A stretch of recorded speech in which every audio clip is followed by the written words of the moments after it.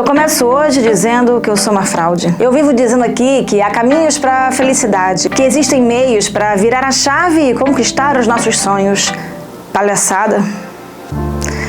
Se eu falo tudo isso, por que eu não aplico em mim tudo que eu falo aqui para ajudar vocês? Eu sou uma fraude para mim mesma. Eu leio, eu estudo, eu recalculo rotas para chegar onde? Eu venho roubando de mim mesma. Eu venho roubando o meu tempo, a minha alegria, a minha vontade de chegar onde só em sonhos eu poderia chegar. Meu sonho é ser referência no nicho de autoconhecimento, de desenvolvimento pessoal e profissional. Mas como eu posso sonhar em ser referência, em ter milhões de pessoas inscritas aqui no meu canal, se a única coisa que eu tenho certeza é de que eu vou chegar a lugar nenhum? Gente, passaram 2 dias e eu tô aqui de volta com a mesma roupa, tentei fazer a mesma maquiagem, pra gente continuar então aquele papo. Eu tenho que confessar pra vocês que eu preciso me pegar no colo, me puxar pelos cabelos, me levar de volta pra luz e combater a escuridão que cisma em me apagar. Porque por muitas vezes eu sinto que eu não sou merecedora de estar na luz, sabe? E eu deixo essa escuridão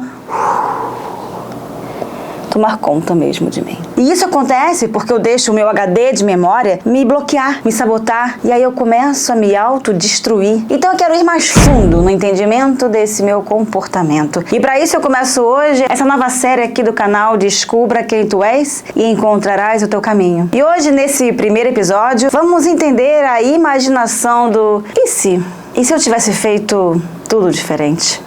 O psicólogo Robert Leahy acredita que uma das qualidades mais notáveis do ser humano é a capacidade de pensar sobre o que poderá ser e o que poderia ter sido. Mas hesitamos porque temos medo das consequências potencialmente desagradáveis. Mas o cientista social não crucifica quem faz isso. Segundo ele, não há nada de errado em tomar decisões ousadas. A vida e a nossa felicidade às vezes exigem isso. Mas adverte para você tomar cuidado porque histórias dramáticas costumam surgir de ações repentinas, de ações muito ousadas. Então não tome nenhuma decisão por impulso, mas também não fique na imaginação do e se? E se eu tivesse cursado outra faculdade? E se eu tivesse aceitado aquela vaga de emprego? E se eu tivesse buscado outros hábitos? Será que eu teria sido mais bem-sucedida? Será que eu teria sido mais feliz? Mais realizada? Nunca saberemos. Mas você fica ali preso nesses conflitos assombrosos. Talvez por isso, ou certamente por isso, as pessoas costumam falar que é melhor se arrepender de ter feito algo do que não ter feito, ou ficar imaginando e se. Robert Leahy lembra que o arrependimento pode ser o custo da sabedoria e que o arrependimento é a habilidade de imaginar possibilidades. Ai, se eu não tivesse falado aquilo daquele jeito, se eu tivesse visitado mais ele, se eu tivesse tido mais coragem, se eu tivesse comprado aquele outro carro que eu queria, se eu não tivesse ido naquela festa.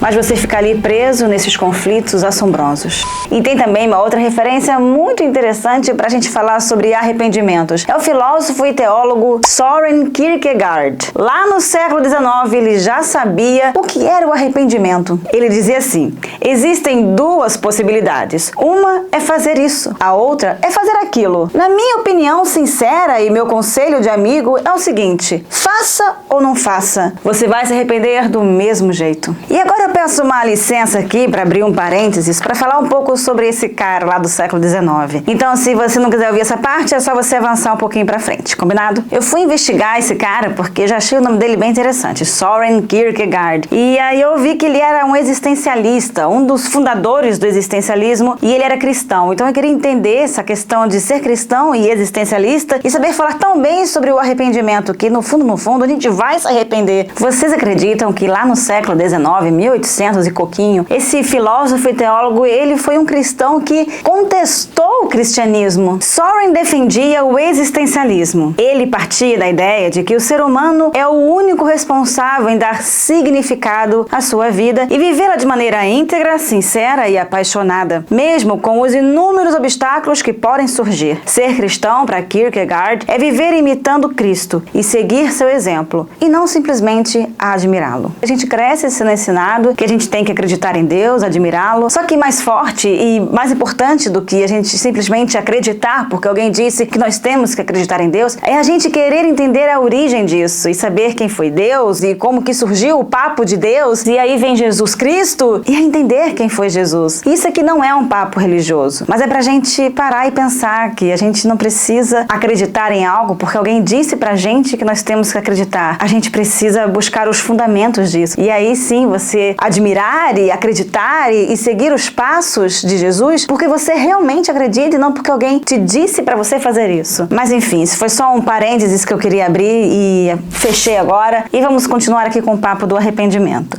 Vamos entender qual é o significado dessa palavra tão pesada? Arrependimento, pesar ou lamentação pelo mal cometido, negação ou desistência de algo feito ou pensado. Já o dicionário inglês Oxford diz que o arrependimento é um sentimento de tristeza, de pesar, de decepção por uma ocorrência ou algo que alguém fez ou deixou de fazer. E aí eu te pergunto, qual é o seu arrependimento? Foi de algo que você fez ou foi de algo que você não fez? Responde aqui embaixo na caixinha de comentários. O psicólogo Robert Lee dá pra gente duas opções bem interessantes sobre essa questão do fazer e da gente se arrepender de ter feito. Autocriticar ou autocorrigir? E para explicar a diferença entre essas duas opções, ele conta uma historinha bem legal. Imagine que você está aprendendo a jogar tênis, mas a bola não passa da rede. E aí temos duas instrutoras. Uma se chama crítica, a outra instrutora se chama mentora. A crítica diz pra você pegar a raquete e bater com ela na sua cabeça 10 vezes, repetindo: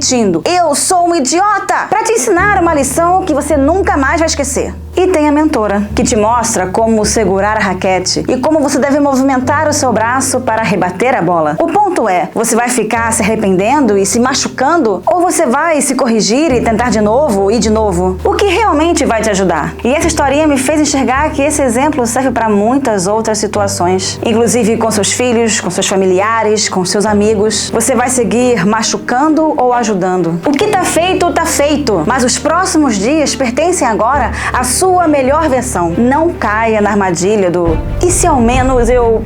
Não deixe a hipótese do que poderia ter sido anular quem você é hoje, anular a sua procura da sua melhor versão. E é com essa mensagem que eu finalizo hoje o primeiro episódio dessa série Descubra Quem Tu És e Encontrarás o Teu Caminho. E finalizo também convidando vocês a se inscreverem aqui no canal, a apertar o dedão pra cima do like e também o sininho para você ser avisado do próximo episódio dessa série incrível. Um beijo grande e encontro vocês no próximo vídeo. Tchau, pessoal. Tchau, tchau e até lá.